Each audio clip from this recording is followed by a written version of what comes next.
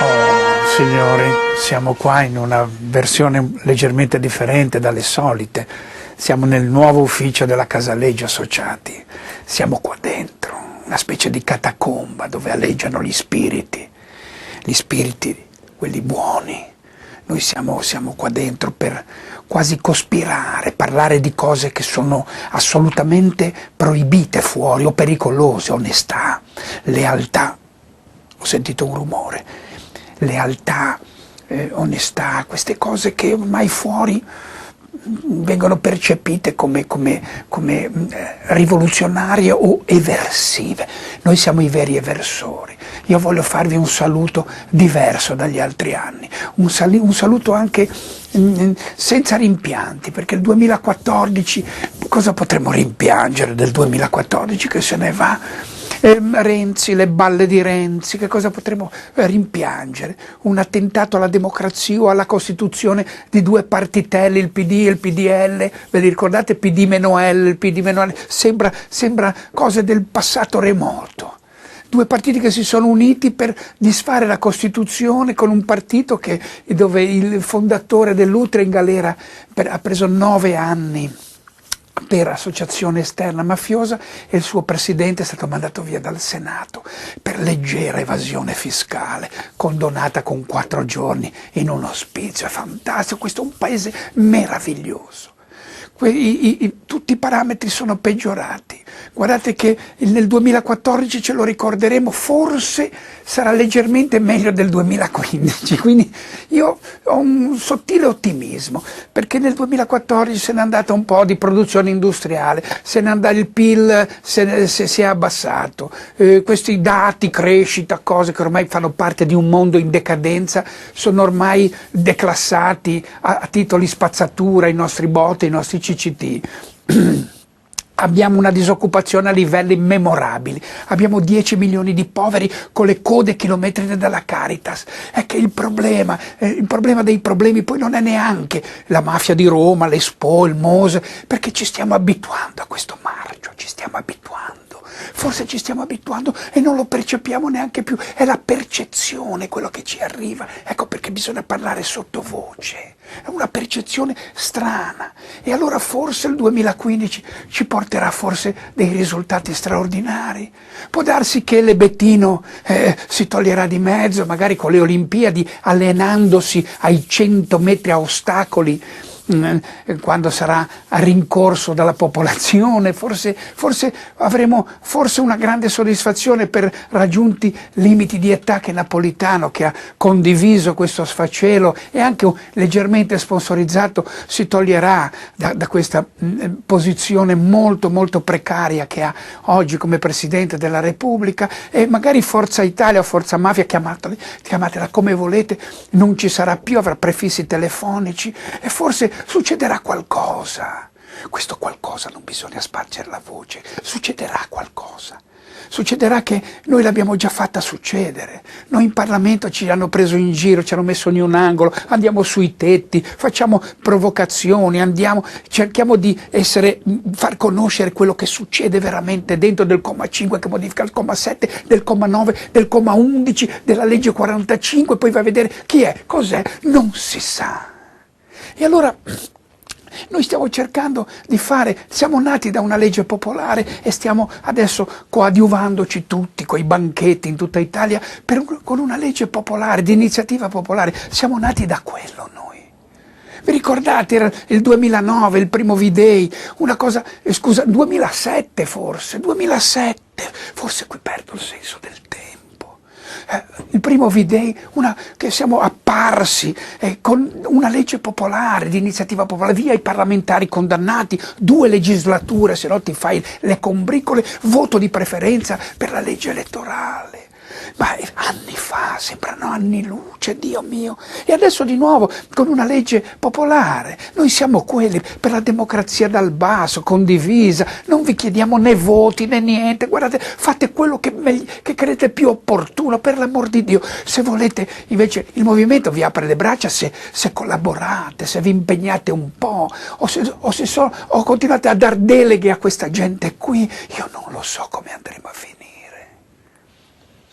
Comunque noi abbiamo portato, adesso stiamo portando in Parlamento e vogliamo portare un'iniziativa popolare, una legge che ci permetterà di chiedere un referendum consultivo per uscire dall'euro.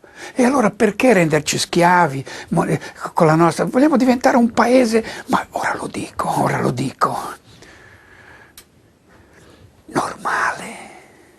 normale avere la nostra sovranità monetaria, la nostra sovranità economica, essere normale, avere il nostro fisco senza che sia delegato a una banca a 1000 chilometri.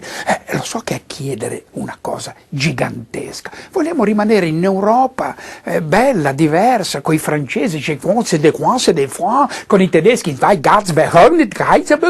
vogliamo starci in mezzo a questa gente qua. Perché noi siamo diversi, siamo italiani e allora partendo dall'euro è una partenza, noi diventeremo competitivi, manipoliamo, facciamo delle cose meravigliose ancora.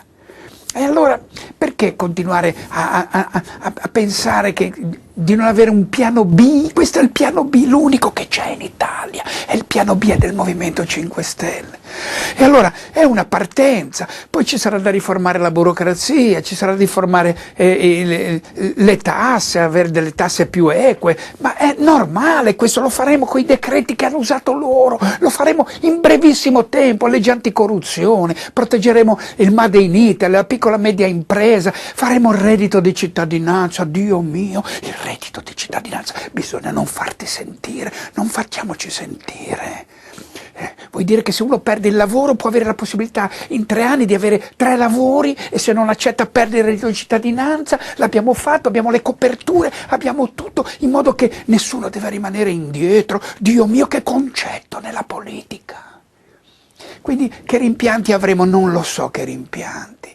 Io so solo che andremo verso qualche cosa che abbiamo iniziato, noi siamo forse la causa, gli effetti li vedranno i nostri nipoti, stiamo cambiando una classe politica di giovani, noi in fondo abbiamo fatto poche cose, ci dite, può darsi poche, ma non abbiamo mai tradito quello che abbiamo detto, abbiamo fatto, non abbiamo preso soldi, siamo nati dalla rete senza soldi e guardate che sta succedendo una cosa bellissima, noi che non abbiamo chiesto soldi a nessuno, siamo pieni di soldi quando dobbiamo fare le iniziative, ce li danno, i cittadini ce li danno. Loro adesso vogliono rimettere i rimborsi elettorali perché hanno messo il 2 per 1000. Diamo la possibilità ai cittadini di finanziare i partiti. Non gli danno niente.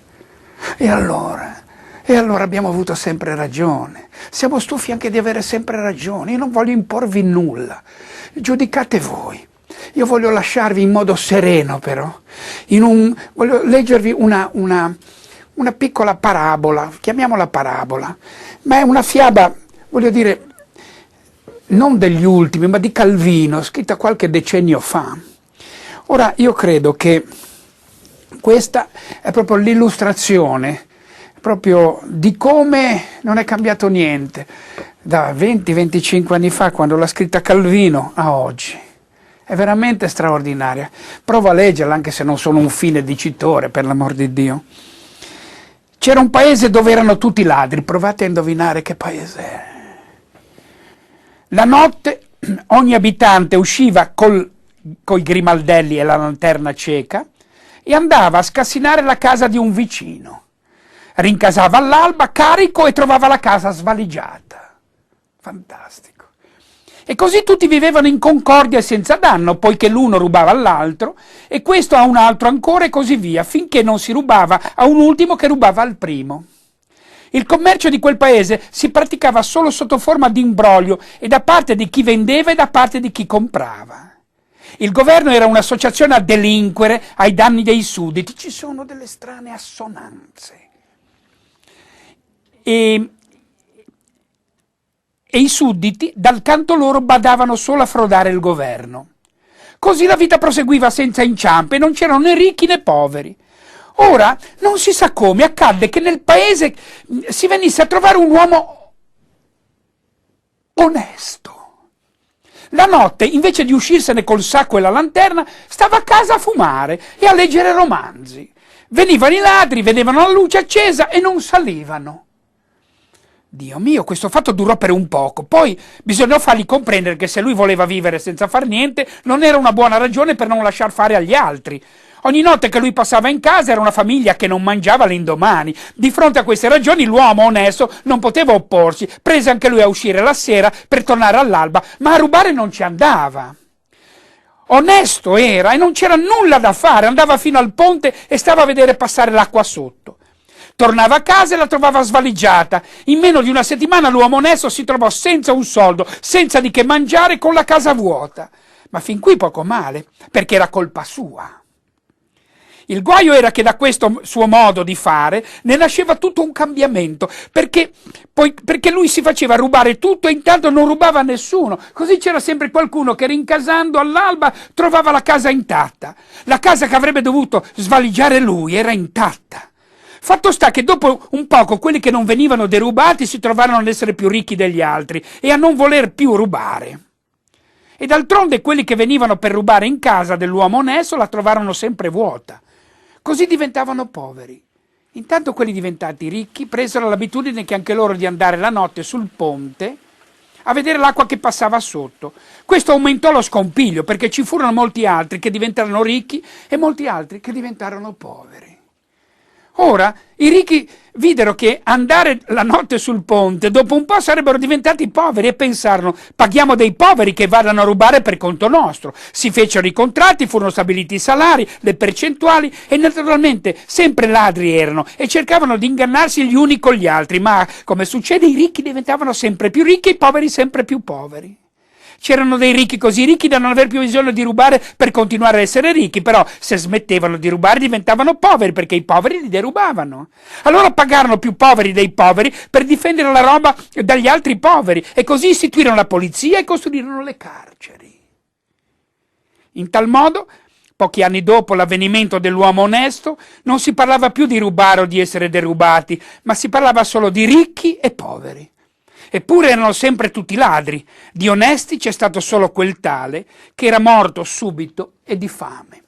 Io con questa novella di Calvino vi auguro veramente delle buone cose e noi adesso ci faremo seppellire in questo ufficetto meraviglioso, io e l'ombra di Casaleggio. Buon Natale a tutti e buon anno.